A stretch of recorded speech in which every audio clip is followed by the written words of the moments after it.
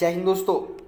स्वागत है आपका अपने YouTube चैनल एग्री जर्नी में। तो दोस्तों मैं हूं आपके साथ सत्यम तिवारी। तो दोस्तों आज मैं आपको इस वीडियो के माध्यम से जो है आपका मिड टर्म का पेपर लेके आया हूं प्रीवियस ईयर का। आप देख सकते हैं 2020-21 का जो आपका मिड टर्म का पेपर हुआ था प्रीवियस ईयर का, जो कि JNKVB और RKBS दोनों का आपको पेपर लेके आया हूँ, जो कि फंडामेंटल ऑफ एग्रोनॉमी का आपका पेपर है। जैसा कि आपको पता है दोस्तों कि आपका मिड टर्म का पेपर के 30 नंबर का होता है। तो 30 नंबर में क्या होता है, कभी कभी आपके क्या होता है 15 नंबर के ऑब्जेक्टिव आते हैं और 15 नंबर के आपको जो क्वेश्चन आते हैं। तो ये जो इसी प्रकार से आपका सेशंस लेके आए हैं, ठीक है। तो दोस्तों आप ये जो है आपको पता है कि JNKVB के जितने भी पेपर्स आते हैं वो सारे इंग्लिश मीडियम के आते हैं, और RKBS के जितने पेपर आते हैं मिड टर्म के हों या आपके जो है फाइनल एग्जाम हो, हिंदी और इंग्लिश दोनों में आते हैं। तो ठीक है दोस्तों, इसी प्रकार से मैं हिंदी और इंग्लिश दोनों मिड टर्म का पेपर लेके आया हूँ, है ना। बट दोस्तों JNKVB वालों के लिए एक ऐसा रहता है कि हिंदी में भी लिख सकते हैं, RKBS वाले भी हिंदी में लिख सकते हैं। दोनों के लिए एक फर्स्ट ईयर में ये मतलब अपॉर्चुनिटी होती है कि आप हिंदी में लिख सकते हो, ठीक है। तो ये दोस्तों एक अपने लिए क्लू भी है कि अपन अच्छा हिंदी में लिखना है तो अच्छे से लिख सकते हैं, क्योंकि फर्स्ट ईयर में जो स्टूडेंट्स आते हैं वो इंग्लिश में इतने फास्ट नहीं होते हैं, है ना। तो इसलिए हिंदी में आप लिख सकते हो। बाकी फंडामेंटल इकोनॉमी का आपको पता है बहुत इजीली जो है MPPAT में बहुत सारे दोस्त जो एग्जाम क्रैक करके आए तो उनको पता होगा किस प्रकार के क्वेश्चन रहते हैं, ठीक है। तो सेशन को स्टार्ट करते हैं। लेकिन दोस्तों इससे पहले अगर चैनल पर नए हैं तो प्लीज़ चैनल को सब्सक्राइब करके रखिएगा, क्योंकि ऐसी सीरीज में क्वेश्चन के चला रहा हूँ आपके फंडामेंटल जो आपके मिड टर्म के एग्जाम है पूरे सॉल्व करवा रहा हूँ हिंदी इंग्लिश दोनों में। लेकिन दोस्तों ऐसी एग्रीकल्चर में अपडेट्स के लिए, डेली अपडेट्स के लिए आप हमारे इंस्टाग्राम चैनल पर भी जुड़ सकते हो, उसकी लिंक मैंने डिस्क्रिप्शन में दे रखी है। तो चलिए स्टार्ट करते हैं। तो दोस्तों आपको देख रहा है क्वेश्चन नंबर फर्स्ट आपका बोल रहा है कि उच्चतम पानी की आवश्यकता कौन सी फसल में होती है। मतलब उच्चतम पानी की आवश्यकता कौन सी फसल की होती है, मतलब अधिकतर मतलब उच्चतम पानी की आवश्यकता कौन सी फसल की होती है। तो ऑप्शन दे रखे हैं बीट, राइस, शुगर कैन या लैंसीड, यानी गेहूं, धान, गन्ना या अलसी। किसकी दोस्तों रिक्वायरमेंट पानी की ज़्यादा होती है, तो वो आपकी रिक्वायरमेंट पानी की ज़्यादा होती है। आपको पता है कि देखो ये इससे 2-3 क्वेश्चन बनते हैं कि पहला तो ये रहता है कि आवश्यकता किसको पानी की आवश्यकता ज़्यादा होती है, तो वो इसका सही आंसर आपका है राइस, क्योंकि धान को जो है पानी की आवश्यकता सबसे ज़्यादा होती है, ठीक है। किसको? धान को।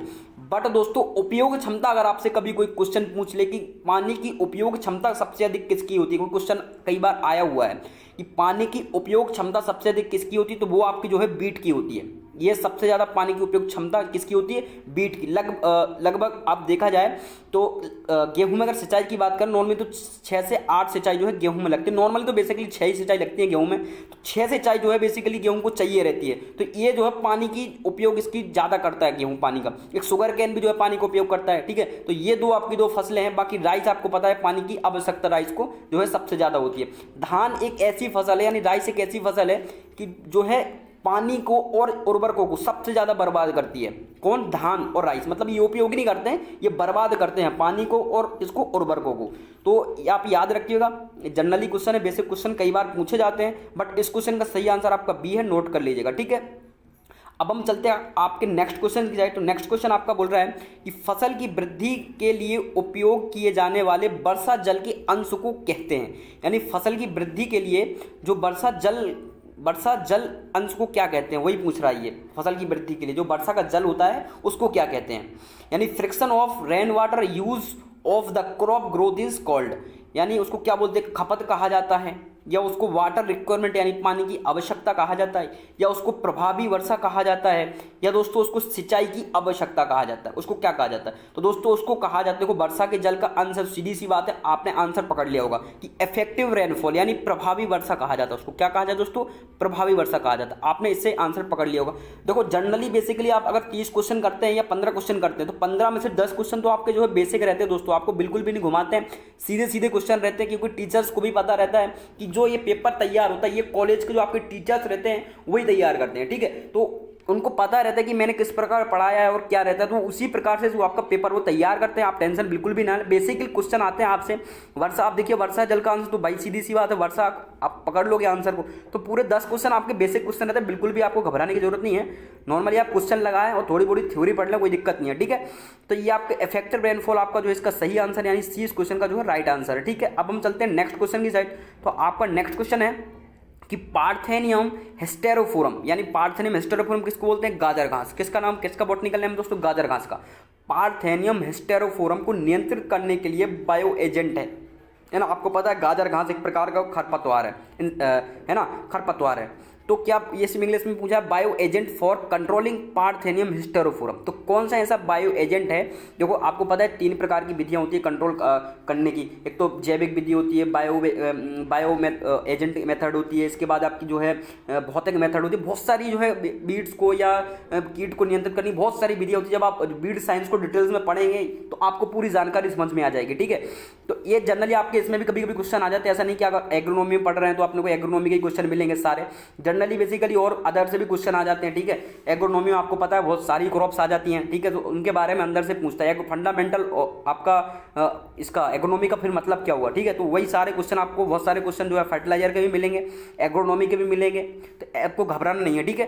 पार्थेनियम हिस्टेरोफोरम को नियंत्रित करने के लिए बायो एजेंट कौन सा है भाई, बैक्टीरिया बेरुचना या पिस्सू भृंग यानी जिसको फ्लैग बीटल बोलते हैं, या आपका जाइगोग्रामा बाइकोलाटा, या आपका क्राइसोलिरा। तो क्या है, कौन सा बायो एजेंट है भाई जो आपको पार्थेनियम हिस्टेरोफोरम को नियंत्रित करता है, तो वो है आपका जाइगोग्रामा बाइकोलाटा। क्या है दोस्तों, जाइगोग्रामा बाइकोलाटा। ये आप देख सकते हैं इसका सी जो है करेक्ट, इसका सही आंसर है कौन सा दोस्तों, जाइगोग्रामा बाइकोलाटा। इसको आपको हिंदी में बोलते हैं जाइगोग्रामा बाइकोलाटा बोलते हैं अपन इसको, ठीक है। तो ये दोस्तों आप याद रखिएगा, इंपॉर्टेंट क्वेश्चन है आपके लिए। अपने को देखो ये आपने घबराना नहीं है, सारे जो आपके हैं क्वेश्चन इजी क्वेश्चन आते हैं।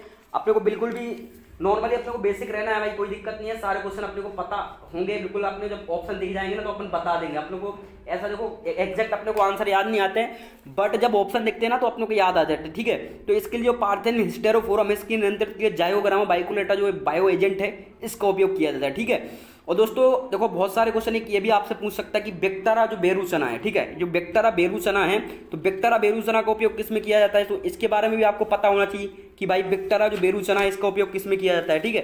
तो मैं आपको बताता हूँ बेक्टेरा जो बेरुचना है आपका, तो बेक्टेरा बेरुचना का उपयोग जनरली बेसिकली अगर पूछे कोई तो इसका उपयोग जो बेक्टेरा बेरुचना है तो इसका उपयोग अपन किस में करते हैं, तो बेक्टेरा बेरुचना का उपयोग अपन करते हैं तना छिदक के कीटों को नियंत्रित करने के लिए। किसके लिए, तना छिदक के जो कीट होते हैं उनके नियंत्रित के लिए अपन किसका उपयोग करते हैं, बेक्टेरा बेरुचना का, ठीक है। याद रखिएगा दोस्तों, इंपॉर्टेंट है ना। और एक आपका जो है बहुत सारे जो कीट्स हैं इनके नाम दिए गए हैं, जनरली अब आप पढ़ेंगे तो आपको सब समझ में आ जाएगा, ठीक है, कैसे कैसे नाम दिए गए हैं। जैसे कि अब भैया आपने अगर आपसे कोई पूछे कि एक और खरपतवार होता है ओरोबंकी, तो इसके लिए कौन सा बायोजेंट का उपयोग करते हैं, तो ओरोबंकी के लिए आप याद रखिएगा स्क्लेरोसिया करके एक बायोजेंट आता है, उसको उपयोग करते हैं। किसका, स्क्लेरोसिया, याद रखिएगा दोस्तों, स्क्लेरोसिया करके एक बायोजेंट आता है उसका अपन उपयोग करते हैं। साइप्रस रोटंडस, आपने मोथा के बारे में दोस्तों सुन रखा होगा, जिसका बॉटनिकल नेम क्या है, साइप्रस रोटंडस, जो कि एक वर्षीय खरपतवार है, आपको पता है ना। और ये जनरली रबी का खरपतवार है, एक वर्षीय खरपतवार है, कौन सा, मोथा, साइप्रस रोटंडस। तो इसके लिए अपन किसका उपयोग करते हैं, सॉरी बेक्टेरा बेरुचना का उपयोग करते हैं। किसके लिए, मोथा के लिए दोस्तों। वो मेरे से गलती होगी दोस्तों, क्षमा चाहता हूँ मैं उसके लिए, बट दोस्तों बेक्टेरा बेरुचना का उपयोग मोथा को जो है बायोजेंट के लिए करते हैं। मोथा एक खरपतवार है तो इसको बचाने के लिए जो हम बेक्टेरा बेरुचना का उपयोग करते हैं, ठीक है। एक प्रकार की क्या है, जो बेक्टेरा बेरुचना एक प्रकार का मोथ है। और जाइगोग्रामा बाइकोलाटा भी दोस्तों जो कि आपकी एक प्रकार की वो है बीटल है। कौन है ये, बीटल है दोस्तों, जाइगोग्रामा बाइकोलाटा एक प्रकार की बीटल है। तो ये अपन बायोजेंट का जनरली उपयोग करते हैं, ठीक है। अपन ज़्यादा क्वेश्चन को बड़ा नहीं करते हैं, बट इस क्वेश्चन का जो है सी सही आंसर है, ठीक है। अब हम चलते हैं जो कि आपके नेक्स्ट क्वेश्चन की तरफ। नेक्स्ट क्वेश्चन आपका है कि भाई कमी के लक्षण पहले शिखर वाली कलियों पे देखे जाते हैं। कमी के लक्षण का क्वेश्चन है दोस्तों आपका ये कि the deficiency symptoms are first observe on apical buds, यानी सीड्स कलिका पे जो लक्षण देखे जाते हैं वो सबसे पहले मतलब कौन से पोषक तत्व की कमी से सीड्स पे जो अपने को लक्षण दिखने लगते हैं, कौन से पोषक तत्व की कमी के लक्षण वो सीड्स पे देखते हैं।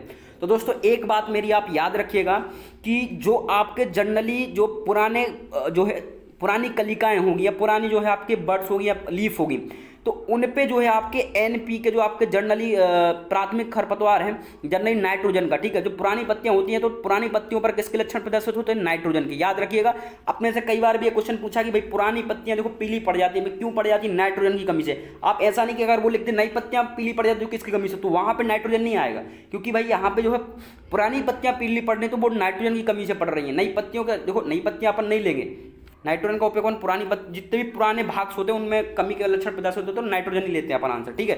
तो यही पूछ रहा है कमी के लक्षण सबसे पहले शिखर कलिकाओं पर देखे जाते हैं। तो कौन सा ऐसा पोषक तत्व जिसको शिखर पर देखे जाते हैं, तो आपको पता है कैल्शियम और बोरॉन। कैल्शियम और बोरोन एक ऐसे पोषक तत्व हैं कि जिनकी कमी जो है कलिकाओं पर देखी जाती है ना। नए पौधे होते हैं उनकी नई कलिकाओं में किसकी कमी देखी जाती है? कैल्शियम और बोरोन की। लिख लीजिएगा दोस्तों, इंपॉर्टेंट क्वेश्चन है ये, अपने से कई बार पूछे जाते हैं। अपने से कई बार ये भी पूछे जाते हैं कौन से ज़्यादा गतिशील पोषक तत्व है, कम गतिशील पोषक तत्व है, ये भी क्वेश्चन आते हैं कभी कभी, ठीक है। तो इसको भी आप याद रखिएगा। बट दोस्तों कलिका पर सबसे पहले लक्षण प्रदर्शित होते हैं, सबसे पहले किसके होते हैं? तो वो बोरोन के और जो है अपने बोरोन के और कैल्शियम के, ठीक है। लिख लीजिएगा दोस्तों, बोरोन और कैल्शियम के लक्षण अपने से प्रदर्शित होते हैं। अब हम चलते हैं आपके नेक्स्ट क्वेश्चन की तरफ। नेक्स्ट क्वेश्चन आपका बोल रहा है कि मृदा प्रोफाइल के माध्यम से पानी की नीचे की ओर गति को कहा जाता है। क्या कहा जाता है भाई? पानी का मृदा प्रोफाइल यानी सॉइल प्रोफाइल की आपसे बात कर रहा है। आपने सॉइल प्रोफाइल के बारे में देखा होगा कि लेयर्स बनी रहती हैं, इसको अपन जो है सॉइल प्रोफाइल के बारे में आपने सुन रखा होगा। तो वही ये बोल रहा है कि भाई जो है सॉइल प्रोफाइल रहती है तो ये जल की कुछ गतियाँ होती है भाई, है ना। तो जल को जो नीचे जाता है उसको क्या बोलते हैं अपन? तो यही आपसे इनसे पूछ रहा है। उसको पारगम्यता या परमिलिटी बोलते हैं, या उसको पर्कोलेशन बोलते हैं, या उसको रिसना बोलते हैं, या उसको स्त्राव बोलते हैं। तो दोस्तों उसको क्या बोलते हैं? उसको बोलते हैं पर्कोलेशन। इसके बारे में आपने सुना होगा जनरली, पर्कोलेशन, अंतराह स्त्रवण। तो अंतराह स्त्रवण दोस्तों आपने सुना होगा, जब पानी जमीन पर गिरता है तो वो जमीन से सबसे पहले क्रिया यही जो है अपना पर्कोलेशन की होती है। जब पानी गिरता है जमीन से नीचे की ओर डायरेक्ट सीधा नहीं जाता है नीचे, वो रिस रिस के नीचे जाता है, अंतः स्तर रिस रिस के। ऐसा नहीं कभी कभी भाई जनरली अपन पानी डालते हैं सीधा नीचे चला जाता है, वो नहीं। ये जल क्या होगा, थोड़ी बहेगा और फिर नीचे जाएगा। इस क्रिया को हम क्या बोलते हैं? पर्कोलेशन बोलते हैं। इसकी बहुत सारी क्रियाएं होती है, ठीक है। तो इस क्वेश्चन का जो आपका करेक्ट आंसर क्या है दोस्तों? इस क्वेश्चन का आपका करेक्ट आंसर है पर्कोलेशन। याद रखिएगा, अपने से पूछ सकता है, ठीक है। इंपॉर्टेंट क्वेश्चन है। अब हम चलते हैं आपके नेक्स्ट क्वेश्चन की साइड। तो नेक्स्ट आपका जो क्वेश्चन है 6 नंबर का, कि जल भराव वाली मिट्टी में सांद्रता, यानी जल भराव वाली मिट्टी में सांद्रता in water logging soil the concentration is, मतलब जो जल भराव की स्थिति हो तो वहाँ पे कौन सी जो है गैस उत्पन्न होती है। कहने का ये मतलब इसका कि जल भराव की स्थिति में कौन सी गैस उत्पन्न होती है। तो जल भराव की स्थिति में ईथेन उत्पन्न होती है, मीथेन, या कार्बन मोनोऑक्साइड, या आपका कार्बन डाइऑक्साइड। तो देखो जल भराव की जो स्थिति होती है, दलदली इलाके में आपने सुना होगा जहाँ भी जल भर जाता है, कीचड़ दलदली जमीन हो जाती है, तो वहाँ पे आपने देखा होगा कि मीथेन गैस निकलती है। कौन से? मीथेन। वहाँ पे अधिकतर दलदली इलाकों में मीथेन पाई जाती है। याद रखिएगा, जनरली आपसे एक केमिस्ट्री में भी क्वेश्चन पूछा जाता है। जनरली मीथेन का नाम भी है दलदली गैस। अगर आपसे कई बार पूछा जाता है कि दलदली गैस किसको कहा जाता है, एक क्वेश्चन कई बार पूछा गया कि दलदली जो गैस है किसको दलदली गैस कहा जाता है। तो दलदली जो गैस है आपकी, वो मीथेन को देखो जो है दलदली गैस कहा जाता है। किसको कहा जाता है? मीथेन को दलदली गैस कहा जाता है। इसलिए जल भराव की स्थिति में मिट्टी में जो सांद्रता है वो मीथेन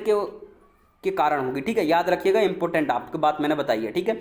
अब चलते हैं आपके नेक्स्ट सेशन की साइड। तो नेक्स्ट क्वेश्चन आपका बोल रहा है कि कृषि विज्ञान में 2 शब्द यानी एग्रो और नोमस, यानी एग्रोनॉमी में आपको 2 शब्द के बारे में सुना होगा, एग्रोस के बारे में और नोमस के बारे में। यानी एग्रो का मतलब है आपका भूमि से, ठीक है। कई बार क्वेश्चन पूछा हुआ है कि एग्रो जो है आपका, एग्रो का मतलब आपका है भूमि से, और नोमस का मतलब है आपका प्रबंधन से, ठीक है। याद रखिएगा, यानी मैनेजमेंट से, प्रबंधन से, ठीक है। तो एग्रो और नोमस ये दोनों मिलके ही एग्रोनॉमी बने, यानी भूमि का प्रबंधन करना एग्रोनॉमी, ठीक है। तो याद रखिए, यही पूछ रहा है कि जो आपका एग्रो और नोमस है ये कौन सी भाषा के शब्द हैं, ठीक है। तो एग्रो और नोमस है आपके ग्रीक भाषा के शब्द हैं, याद रखिएगा, ठीक है। एग्रोनॉमी कौन भाषा का शब्द है? तो एग्रोनॉमी आपका जो है ग्रीक भाषा का शब्द है, ठीक है। अब हम चलते हैं नेक्स्ट क्वेश्चन का, आपको सी इस क्वेश्चन का सही आंसर है, ठीक है। अब हम चलते हैं आपके नेक्स्ट क्वेश्चन की तरफ। तो नेक्स्ट क्वेश्चन आपका बोल रहा है कि किस मिट्टी में उपलब्ध जल की मात्रा सबसे कम है? विच soil has lowest quality of available water. भाई सीधी सी बात है, तो जनरल क्वेश्चन है, सोचने वाला क्वेश्चन है कि जहाँ पे बालू की मात्रा ज़्यादा होगी, यानी बलुई मिट्टी जहाँ पे ज़्यादा होगी वहाँ पानी कम रुकेगा, जल्दी नीचे चला जाएगा। जहाँ पे आप में जनरली काली मिट्टी देखोगे आप, जो कपास वाली मिट्टी होती है, वहाँ पे आप देखोगे कि आप लोगों को सिंचाई की आवश्यकता ज़्यादा नहीं होती। अगर आपने ज़्यादा सिंचाई कर दी तो मिट्टी क्या हो जाएगी? दलदली हो जाएगी, पूरी चिपकेगी, दलदली हो जाएगी। इसलिए दोस्तों जो है आप अनुमान लगा सकते हो कि भाई जो बलुई मिट्टी होती है इसमें जल की मात्रा सबसे कम, मतलब जल ठहराव सबसे कम होता है बलुई मिट्टी में। आप जनरली पानी एक बार डाल के भी देख लीजिए, जो सैंड सॉइल होती है उसमें आप जब वाटर डालेंगे तो जस्ट नीचे चला जाता है वो। तो इसलिए जो है इसकी जल की मात्रा सबसे कम होती है, याद रखिएगा, सैंडी सॉइल की, ठीक है। ये इस क्वेश्चन नंबर 8 का जो है सही आंसर, ए इस क्वेश्चन का सही आंसर है, ठीक है। अब हम चलते हैं आपके नेक्स्ट क्वेश्चन की तरफ। तो नेक्स्ट क्वेश्चन आपका क्या बोल रहा है भाई कि 2 वर्षों से अधिक समय तक जीवित रहने वाले खरपतवार कहलाते हैं। यानी जो खरपतवार 2 समय से अधिक तक जीवित रहते हैं उनको क्या बोलते हैं। आपने फसलों के बारे में भी सुन रखा होगा कि भाई जनरली फसलों के बारे 1 वर्षीय, बहुवर्षीय, 2 वर्षीय, तो आपने इनकी परिभाषाओं से आप अनुमान लगा सकते हो, ठीक है, कि 1 वर्षीय जो 1 वर्ष तक रहती है भाई, 2 वर्षीय है ना, 2 वर्षीय मतलब 2 वर्ष तक, ठीक है, 3 वर्षीय मतलब 2 वर्ष से जो भी कोई भी फसल अपनी ऊपर जाती है तो वो आपकी जो है बहुवर्षीय की श्रेणी में आ जाती है। यही इन्होंने पूछा है कि भाई 2 वर्ष से अधिक समय तक जीवित रहने वाले खरपतवार क्या कहलाते हैं, तो वो आपके जो बहुवर्षीय खरपतवार कहलाते हैं। याद रखिएगा पेरिनियल बीड्स कहलाते हैं। क्या कहलाते हैं? पेरिनियल बीड्स, यानी बहुवर्षीय खरपतवार कहलाते हैं, ठीक है। अब आपको एक भी बात मैं आपको बताने वाला हूं कि देखो इंपॉर्टेंट क्वेश्चन है ये, आप जो है कॉपी पेन रखें अपने पास। में एक चीज़ आपको नोट कराने वाला हूं कि ये जो है इंपॉर्टेंट है कि 1 वर्षीय खरपतवार कौन कौन से हैं, 2 वर्षीय खरपतवार कौन कौन से हैं और बहुवर्षीय खरपतवार कौन कौन से हैं। तो सबसे पहले आप लिखिए कि 1 वर्षीय खरपतवार कौन कौन से। तो 1 वर्षीय खरपतवार में आपका सबसे पहले आता है हजारदाना। कौन आता है आपका? हजारदाना, ठीक है। हजारदाना के बाद आपका आता है हुलहुल, के बारे में आपने सुना होगा, हुलहुल है ना, हुलहुल आता है। हुलहुल के बाद जो है आपका मोथा आता है, साइप्रस रोटंडस, ठीक है, साइप्रस रोटंडस आता है आपका। हिरणखुरी कॉर्नाबुलस आर्बेंसिस इसका बॉटनिकल नेम है। कॉर्नाबुलस आर्बेंसिस किसका बॉटनिकल नेम है? हिरणखुरी का, ठीक है। तो हिरणखुरी ये आपके जो है जनरली क्या है, मैंने मोस्ट आपको बताए हैं, और भी 1-2 हैं। तो ये आपके जो है 1 वर्षीय खरपतवार है। कौन कौन से? हजारदाना, हुलहुल, मोथा, हिरणखुरी, मुनमुना, प्याजी, ये आपके जो है जनरली 1 वर्षीय खरपतवार है, ठीक है। अब आपसे कोई पूछे 2 वर्षीय खरपतवार कौन कौन से हैं भाई, तो 2 वर्षीय खरपतवार आपके हैं जंगली गाजर, जंगली गाजर, ठीक है। ये 3-4 ये गिने चुने हैं। जंगली गाजर आपकी हो गई, ठीक है। जंगली गाजर के बाद आपकी जो है जंगली गोभी हो गई, ठीक है, जंगली गोभी हो गई। जंगली गोभी के बाद आपकी जो है जंगली चौलाई के बारे में आपने सुना होगा, जंगली गोभी आपकी हो गई। जंगली चौलाई के बारे में भी आपने सुना होगा। तो ये 3 खरपतवार हैं आपके जो है 2 वर्षीय हैं, यानी बाइनियल बीड्स हैं, ठीक है। कौन कौन से हैं? जंगली गाजर घास, जंगली मोथ और जंगली जई, ये आपके जो है जनरली 3 खरपतवार है, ठीक है। अब आपसे कोई पूछ सकता है बहुवर्षीय खरपतवार, तो एक बात मैं आपको अभी कंफर्म किए देता हूं कि जो आपके बहुवर्षीय खरपतवार हैं वो कुछ ऐसे खरपतवार हैं जो 1 वर्षीय में भी आते हैं और 2 वर्षीय में भी आते हैं, ठीक है। तो मैं आपको बता रहा हूं कि देखो आपका कांस हो गया, ये कांस जो है आपका बहुवर्षीय है, ठीक है। कांस हो गया आपका जो है झरबेरी हो गया, ठीक है, झरबेरी के बारे में भी आपने सुना होगा, झरबेरी हो गया आपका, कांस हो गया, ठीक है। मोथा हो गया, मोथा 1 वर्षीय में भी आता है, याद रखिएगा, और आपका बहुवर्षीय में आता है। मोथा हो गया, हिरणखुरी हो गया और ओपेंशिया होगा, ये आपके जनरली क्या है? बहुवर्षीय खरपतवार है, ठीक है। तो इनकी श्रेणी मैंने आपको डिटेल में बता दिया, बट 2 वर्ष से अधिक जो खरपतवार होते हैं वो आपके क्या कहते हैं? पेरिनियल बीड्स कहलाते हैं। इस एक क्वेश्चन का सही आंसर है, ठीक है। अब हम चलते हैं आपके नेक्स्ट क्वेश्चन की तरफ। नेक्स्ट क्वेश्चन आपका भाई बोल रहा है कि निम्नलिखित में से कौन मिट्टी की नमी का अप्रत्यक्ष माप है? मिट्टी की नमी का अप्रत्यक्ष माप की आपसे ये बात कर रहा है कि which of the following is indirect measurement of soil moisture. English थोड़ी मेरी वीक है तो आप थोड़ी कॉम्प्रोमाइज़ कीजिएगा, इसके लिए मैं आपसे क्षमा चाहता हूँ, ठीक है। कि निम्न में से कौन सी मिट्टी की नमी का अप्रत्यक्ष माप है? तो कौन सी है भाई मिट्टी की अप्रत्यक्ष माप? इलेक्ट्रॉन नमी मीटर, या न्यूट्रॉन नमी मीटर, या प्रोटॉन नमी मीटर, या आपका पॉजिट्रॉन नमी मीटर। तो ये आपका जो है इस क्वेश्चन का सही आंसर है न्यूट्रॉन मॉइस्चर मीटर, या वो है यानी मिट्टी की जो नमी मापने की किससे नापा जाता है? न्यूट्रॉन नमी मीटर आता है, इससे अपने को मापा जाता है। जब आप इरिगेशन या सिंचाई पढ़ेंगे तो इसके बारे में आपको बताया जाएगा मीटर के बारे में कि टेंशियोमीटर से क्या मापा जाता है और न्यूट्रॉन नमी मीटर से क्या मापा जाता है। इसकी जो है अप्रत्यक्ष माप है। आपके ये याद रखना है कि मिट्टी जो निम्न में से कौन सी मिट्टी की अप्रत्यक्ष माप है, तो न्यूट्रॉन नमी मीटर आपकी मिट्टी की अप्रत्यक्ष माप है, ठीक है। इस क्वेश्चन का जो है बी सही आंसर है, ठीक है। अब हम चलते हैं आपके नेक्स्ट क्वेश्चन की साइड। तो जनरली आपका 11 नंबर क्वेश्चन भाई बोल रहा है, बेसिक क्वेश्चन है। देखो आपको एग्रोनॉमी के बहुत कम क्वेश्चन मिल रहे होंगे, मैं आपको बता रहा हूँ, बट क्वेश्चन ऐसे ही आते हैं, ठीक है। एग्रोनॉमी के भी क्वेश्चन आते हैं कभी कभी जो है थोड़ी ये आपके सब सिलेबस में ही है, ठीक है, याद रखिएगा, सब सिलेबस में ही है।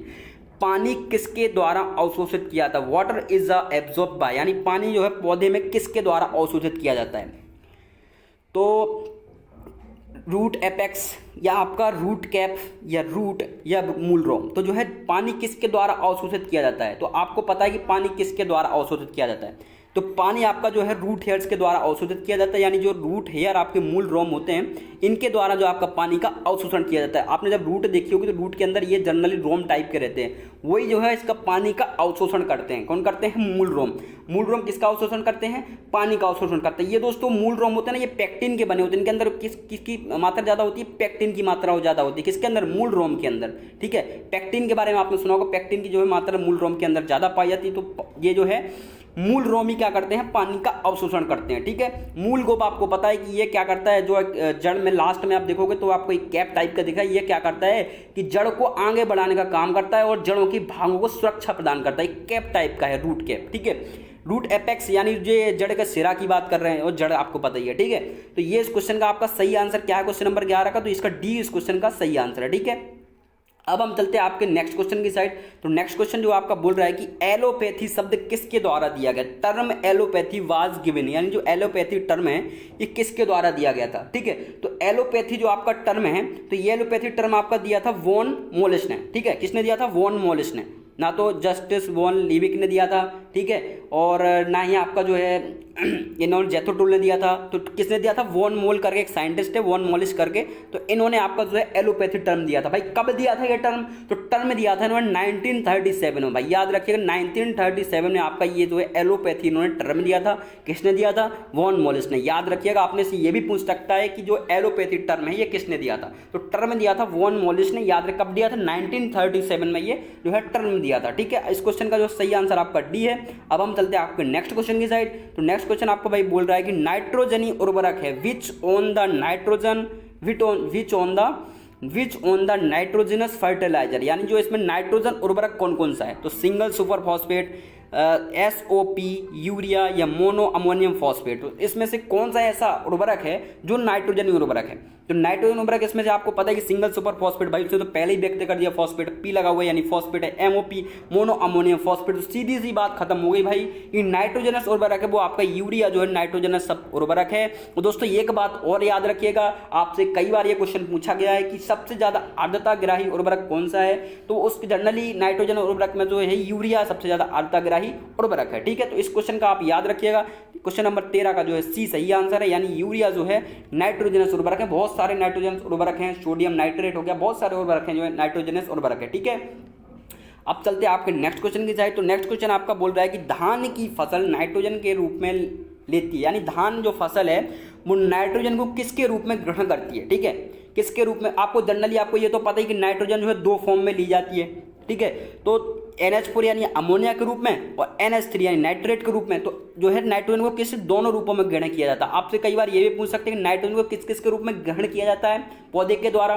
तो नाइट्रोजन को जो है NH4 अमोनिया के रूप में और NO3 निगेटिव यानी नाइट्रेट के रूप में ग्रहण किया जाता है। ठीक है, तो paddy crop taken nitrogen in the form of, यानी धान जो है नाइट्रोजन किस रूप में ग्रहण करती है? तो वो आपको अमोनिया के रूप में ग्रहण करती है। याद रखिएगा इस क्वेश्चन नंबर 14 का जो है ए सही आंसर है, यानी धान जो है नाइट्रोजन को अमोनिया के रूप में ग्रहण करती है। ठीक है, बाकी और जो फसलें है वो आपको नाइट्रेट के रूप में ग्रहण करती है। ठीक है, बाकी ये जो आपको पता है कि N2 जो निक्षालन इनके द्वारा होता है, विनाइट्रीकरण की क्रिया के द्वारा ये सब बनते हैं, नाइट्रोसोमोनास नाइट्रोबैक्टर वगैरह बैक्टीरिया के द्वारा जो है नाइट्रेट ऐसे बहुत सारे फॉर्म बनते हैं। ठीक है, जब आप वो क्रियाएं पढ़ेंगे तो आपको सब समझ में आ जाएगा। धान की फसल नाइट्रोजन के रूप में लेती है तो वो आपकी जो है किसके रूप में लेती है? अमोनिया के रूप में, यानी ए इस क्वेश्चन का करेक्ट आंसर है। ठीक है, अब चलते हैं आपके नेक्स्ट क्वेश्चन की साइड। तो नेक्स्ट क्वेश्चन आपका क्या बोल रहा है भाई?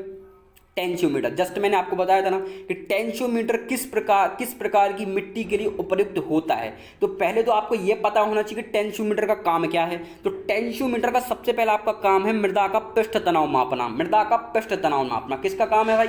ये किसका काम है भाई? मृदा का जो है सॉइल का पृष्ठ तनाव मापना किसका काम है? टेंशियोमीटर का। ठीक है, तो अब ये भाई जो टेंशियोमीटर किस प्रकार की मिट्टी के लिए उपयुक्त है? तो वो आपका जो है किस प्रकार की मिट्टी के लिए उपयुक्त है? तो वो आपका जो है मृत्तिका यानी क्ले प्रकार की सॉइल है जो इसके लिए आपका जो है टेंशियोमीटर उपयुक्त माना जाता है। ठीक है, तो कौन सी सॉइल के लिए? क्ले सॉइल के लिए आपका जो है टेंशियोमीटर उपयुक्त माना जाता है। इस क्वेश्चन का जो है करेक्ट आंसर आपका डी है। ठीक है, देखो सेशन को लाइक कर दीजिएगा, बड़ी मेहनत लगती है आपको इस चीज़ को, आप समझते हैं। अगर आप समझते होंगे तो प्लीज़ एक लाइक कर दीजिएगा, चैनल को सब्सक्राइब करते जाइए। ये मैं भी जानता हूँ जनरली कि लोग क्वेश्चन पूरा नहीं देखेंगे, ये मैं भी जानता हूँ, वो आपको भी पता है। ठीक है, मैं अच्छे से जानता हूँ मैं इस चीज़ को, बट मेरा काम है अपना कर रहा हूँ, आप अपना काम करिएगा। ठीक है, चलते हैं और क्वेश्चन नंबर आपका नेक्स्ट क्या है कि ICAR यानी खरपतवार अनुसंधान निर्देशालय स्थित है। ठीक है, तो खरपतवार जो आपका directorate of weed research institute कहाँ पे स्थित है, ये जनरली सबको पता है कि ICAR खरपतवार अनुसंधान निर्देशालय कहाँ पे आपका जबलपुर में है। याद रखिएगा, खरपतवार अनुसंधान निर्देशालय कहाँ पे है, जबलपुर में है। अब कभी एस्टेब्लिश हुआ था, तो भाई ये हुआ था 1989 में ये स्टैब्लिश हुआ था आपका जबलपुर में। 1989 में ये स्टैब्लिश हुआ था कहाँ, जबलपुर में। आपका खरपतवार अनुसंधान निर्देशालय 1989 में जबलपुर में स्टैब्लिश हुआ था। इसके जो अभी डायरेक्टर की अगर बात करें, वर्तमान में डायरेक्टर इसके हैं डॉक्टर विष्णु भान। नोट कर लीजिए कौन है वर्तमान में इसके चेयरमैन, तो इसके चेयरमैन है आपके डॉक्टर विष्णु भान। कौन है, विष्णु भान। नोट कर लीजिएगा, विष्णु भान जी हैं जो इसके जो है अभी निर्देशालय जो है चेयरमैन हैं इसके खरपतवार अनुसंधान निर्देशालय के। तो इस क्वेश्चन का जो है सी करेक्ट आंसर है। ठीक है, अब चलते हैं आपके नेक्स्ट क्वेश्चन की साइड। तो नेक्स्ट क्वेश्चन आपका भाई क्या बोल रहा है, तो क्वेश्चन नंबर 17 है, वो बोल रहा है आपका, ये देखिए बेसिक क्वेश्चन, कि मिट्टी के घोल में H+ आयन सांद्रता का ऋणात्मक लघु गुणक है।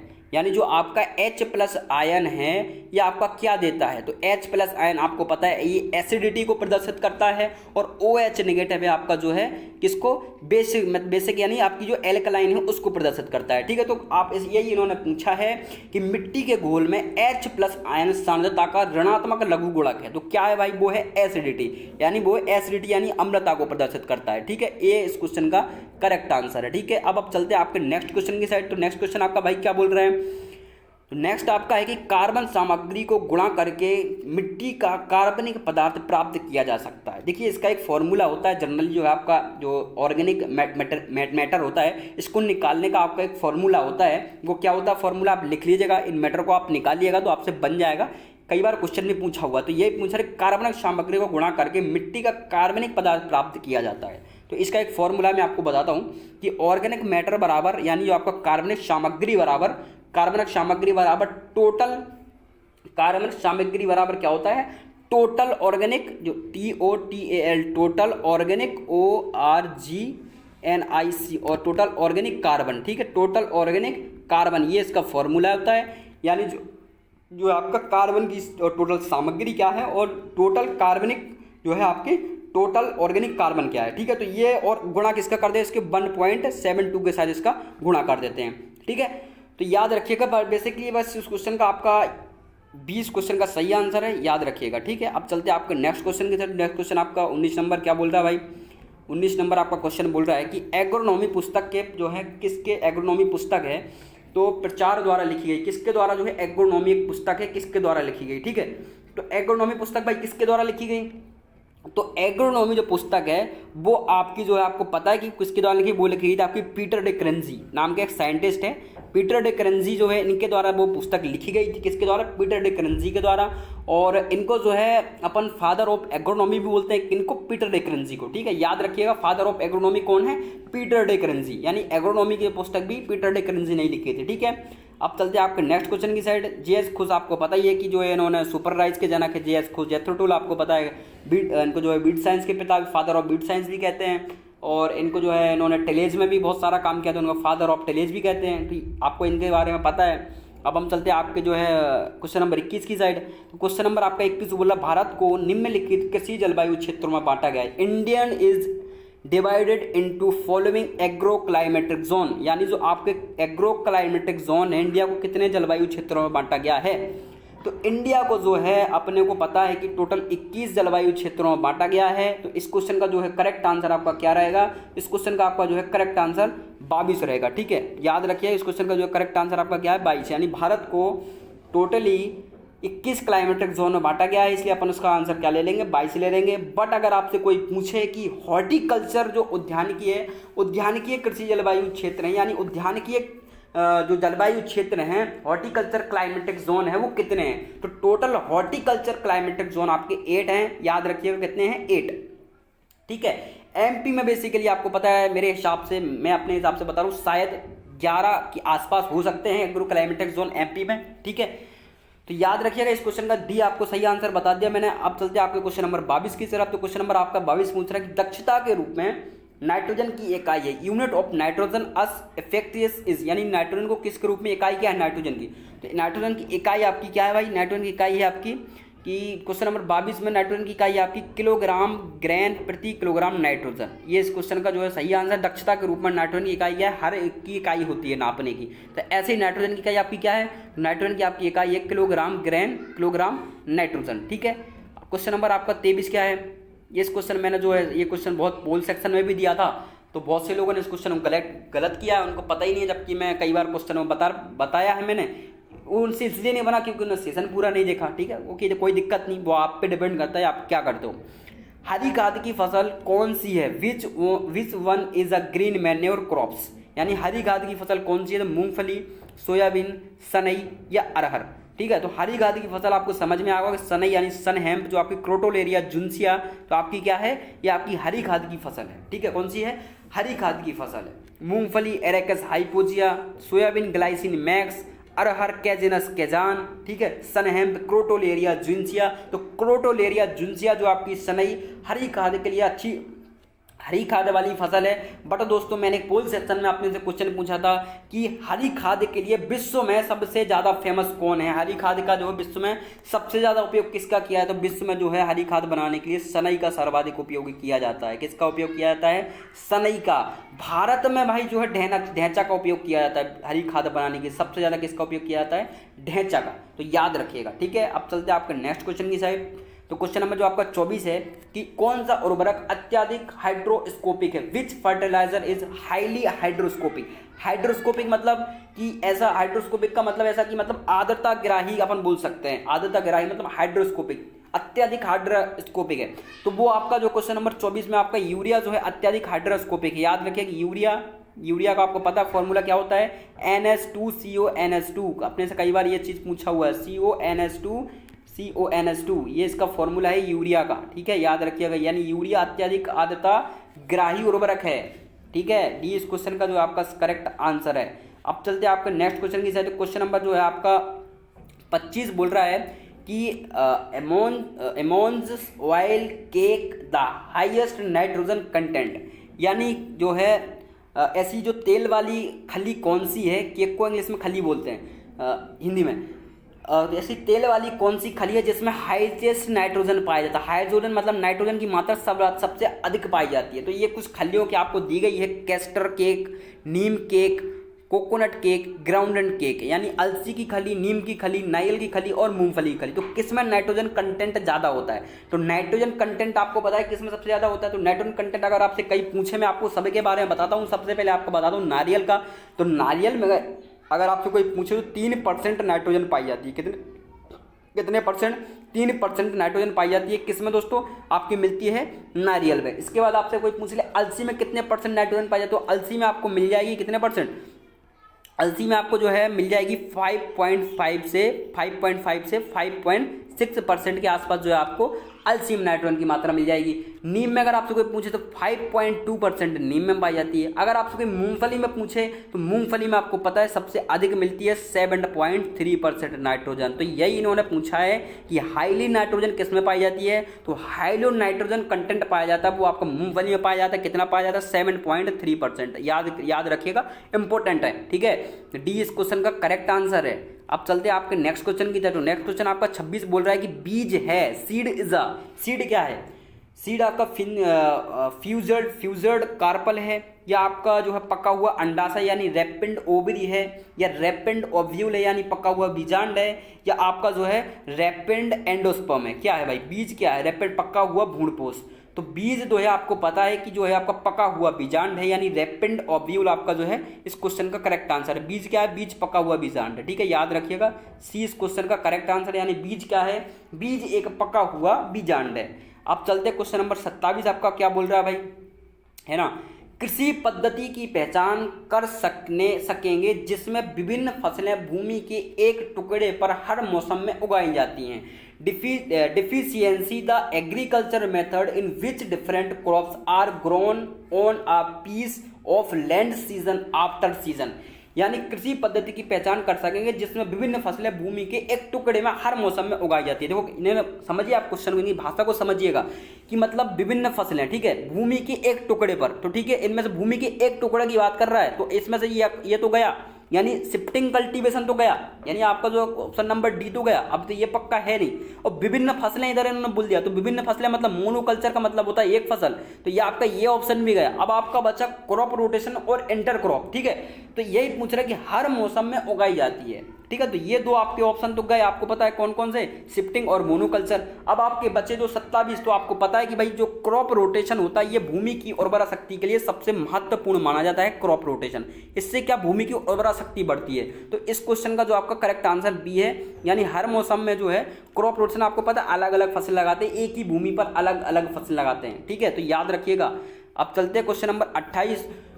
तो ये जो आपका बोल रहा है जो फसलें उत्पादन के लिए सबसे आदर्श संरचना है, which is the most ideal structure of crop production, यानी क्रॉप प्रोडक्शन यानी फसल उत्पादन के लिए ऐसी कौन सी मिट्टी की संरचना है जो बहुत ही इंपॉर्टेंट मानी जाती है। आपको पता है मृदा की संरचनाएं बहुत सारी होती है, स्तंभाकार, तस्तरी नुमा, प्लेटी नुमा और क्रम्बी यानी ब्लॉकी संरचना, ये बहुत सारी संरचनाएं होती है। तो ऐसी कौन सी संरचना है जो फसल उत्पादन की बहुत ही महत्वपूर्ण मानी जाती है, स्तंभाकार, प्रिज्मीय, क्रम्बी या ब्लॉकी, तो वो आपकी जो है क्रम्बी संरचना एक ऐसी संरचना है जो बहुत ही इंपॉर्टेंट और बहुत ही महत्वपूर्ण मानी जाती है, बहुत ही अच्छी संरचना होती है ये आपकी जो है क्रम्बी संरचना। बहुत ही इसमें बहुत ही ज़्यादा पोषक तत्व होते हैं क्रम्बी संरचना में, आप पढ़िएगा तो आपको सब समझ में आ जाए कौन कौन सी संरचनाएं पाई जाती हैं। आपको पढ़ाएंगे फंडामेंटल ऑफ सॉइल साइंस में, आपको ये पढ़ने को मिलेगा, इंपॉर्टेंट है, ठीक है। अब चलते हैं आपको क्वेश्चन नंबर 29 की साइड। तो आपको क्वेश्चन नंबर 29 भाई बोल रहा है कि खेती की फसलों की बुवाई के लिए किस यंत्र का उपयोग किया जाता है, विच इम्प्लेंट मतलब which important is use of sowing of field cropping, यानी जो खेतों की बुवाई के लिए सबसे ज़्यादा महत्वपूर्ण कौन है, तो डिस्क हैरो या स्प्रिंग टूथ हैरो या कल्टीवेटर या सीड्रिल। तो ये पूछ रहा है खेत की फसलों की बुवाई के लिए यानी सोइंग के लिए, ठीक है, तो सोइंग के लिए कल्टीवेटर तो आपको पता है जुताई के लिए इंपॉर्टेंट है, ठीक है, कल्टीवेटर क्या जुताई के लिए इंपॉर्टेंट है। डिस्क हैरो के बारे में आपको, हैरो तो जनरली खरपतवार को उखाड़ने के लिए उपयोग किया जाता है, स्प्रिंग हैरो, टूथ हैरो, ये हैरो के प्रकार हैं। तो जो आपका सीड ड्रिल है, नाम से ही आपको देखो मैंने बोला ना क्वेश्चन में ही आंसर छिपा हुआ है, सीड ड्रिल यानी बीज की बुवाई के लिए जो आपका कौन सा है, सीड ड्रिल इंपोर्टेंट माना जाता है। कौन माना जाता है, सीड ड्रिल आपका जो बीज की बुवाई के लिए किसी यंत्रों में महत्वपूर्ण है। अब चलते आपका लास्ट क्वेश्चन इस सेशन का। तो लास्ट क्वेश्चन आपका 30 है कि गेहूं और सरसों को मिश्रित फसल के रूप में किस अनुपात में बोना चाहिए, यानी in what rotation should wheat and mustard to be sown as a mixed crop, यानी गेहूं और सरसों को मिश्रित अनुपात क्या है। अगर आप खेत में गेहूं और सरसों को बोते हो तो उसका मिश्रित अनुपात क्या रखोगे, तो देखो 9:1 जो है आपका मिश्रित अनुपात रहता है। ऑप्शन नंबर डी आपको दिख रहा होगा 9:1, कितना 9:1, मतलब डी इस क्वेश्चन का करेक्ट आंसर है, ठीक है, यानी सरसों और गेहूं का जो मिश्रित अनुपात अपन रखेंगे वो क्या रखेंगे, 9:1 रखेंगे। कितना रखेंगे, 9:1, ठीक है, याद रखिएगा, इंपॉर्टेंट है। कई बार आपसे ये क्वेश्चन पूछा गया है, वैसे भी जनरली आपसे ये क्वेश्चन बेसिकली पूछा जाता है कि मिश्रित फसलों में वो गेहूं और सरसों को काट दे, ठीक है, कि मिश्रित फसलों के रूप में अनुपात, मतलब मिश्रित फसलों में मुख्य और सहायक फसलों को किस अनुपात में बोना चाहिए। ये क्वेश्चन ये बन सकता है कि मिश्रित फसल को मुख्य और सहायक फसलों के रूप में बोना चाहिए, तो वो अनुपात क्या रखेंगे अपन, तो वो रखेंगे 4:1, यानी मुख्य और सहायक फसल का अनुपात क्या रखेगा, मिश्रित फसल जब बो रहे हैं तो मुख्य फसल और सहायक फसल का अनुपात क्या रखेंगे, 4:1 रखेंगे। इंपॉर्टेंट बात मैं आपको बता रहा हूं, नोट कर लीजिएगा, ठीक है, 4:1 जो है अपन रखेंगे, ठीक है। ये इस क्वेश्चन का मैंने आपको बताया 9:1 इस क्वेश्चन का करेक्ट आंसर है, ठीक है। ये मेरा सेशन समाप्त हुआ और दोस्तों आपको आशा करता हूं मैं कि आपको सारा जो है समझ में आया होगा। जो समझ में नहीं आया मैं आपसे फिर एक बार बोल रहा हूं कि आप कमेंट करके जो है हमसे पूछ सकते हैं कि सर यहाँ पे जो चीज़ें समझ में नहीं आई है, तो आपको बिल्कुल इस चीज़ का सॉल्यूशन मिलेगा, लिंक डिस्क्रिप्शन में है, आप जाके जो है और भी बहुत सारे आपके सेशन पड़े हुए हैं, फंडामेंटल साइंस के आपके पड़े हुए हैं टॉपिक्स, और इंट्रोडक्टरी माइक्रोबायोलॉजी, इंट्रोडक्टरी बायोलॉजी, आपके जो टॉपिक सारे हैं इनके सारे जो है प्रीवियस ईयर के क्वेश्चन पेपर पड़े हुए हैं। तो आप हमारी प्ले लिस्ट मैंने बना रखी हो, आप वहाँ पे जाके देख सकते हैं, लिंक डिस्क्रिप्शन में। और मिलते हैं नेक्स्ट वीडियो के साथ। जय हिंद, जय भारत।